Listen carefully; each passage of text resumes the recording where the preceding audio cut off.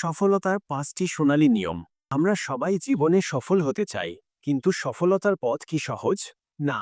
সফল হতে হলে কিছু নির্দিষ্ট নিয়ম মেনে চলতে হয়। আজ আমি তোমাদের বলবো সফলতার ৫টি সোনালী নিয়ম, যা অনুসরণ করলে তোমার জীবন বদলে যেতে পারে। নিয়ম ১। সুস্পষ্ট লক্ষ্য নির্ধারণ করো।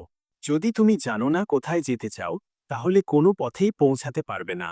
তাই প্রথম কাজ হলো তোমার লক্ষ্য নির্ধারণ করা। সফল ব্যক্তিরা তাদের স্বপ্নকে শুধু কল্পনা করে না, বরং সেটাকে লিখে রাখে এবং প্রতিদিন সেই লক্ষ্য অর্জনের জন্য কাজ করে। নিজের লক্ষ্যগুলো ছোট ছোট ধাপে ভাগ করো এবং প্রতিদিন কিছু না কিছু করো তা অর্জনের জন্য। নিয়ম ২। কঠোর পরিশ্রম ও অধ্যবসায়। সফল হতে হলে স্বপ্ন দেখাই যথেষ্ট নয়, কাজ করতে হবে। কঠোর পরিশ্রম আর ধৈর্য ছাড়া কেউই বড় কিছু অর্জন করতে পারেনি। তোমার যদি কোনো লক্ষ্য থাকে, তবে প্রতিদিন তার জন্য পরিশ্রম করো। সফল ব্যক্তিরা বারবার ব্যর্থ হয়, কিন্তু তারা হাল ছাড়ে না।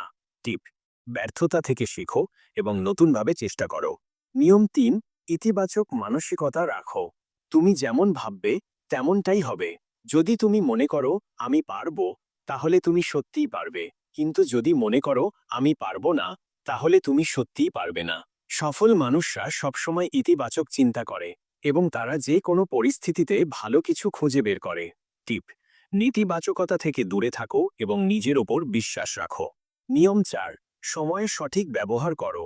সময় সবার জন্য সমান, কিন্তু যারা সময়ের সঠিক ব্যবহার করে তারাই সফল হয়।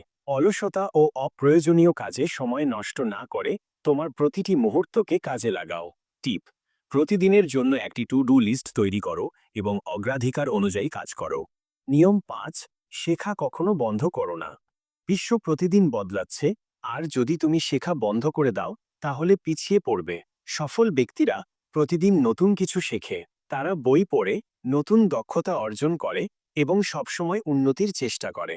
টিপ: প্রতিদিন অন্তত ৩০ মিনিট বই পড়ো বা নতুন কিছু শেখার চেষ্টা করো। শেষ কথা, এখন তুমি জানো সফলতার ৫টি সোনালী নিয়ম। সুস্পষ্ট লক্ষ্য নির্ধারণ করো, কঠোর পরিশ্রম ও অধ্যবসায় বজায় রাখো, ইতিবাচক মানসিকতা রাখো, সময়ের সঠিক ব্যবহার করো, শেখা কখনো বন্ধ করো না। এই নিয়মগুলো অনুসরণ করলে তোমার জীবন বদলে যেতে বাধ্য। আজ থেকেই শুরু করো এবং একদিন তুমিও সফলতার চূড়ায় পৌঁছে যাবে।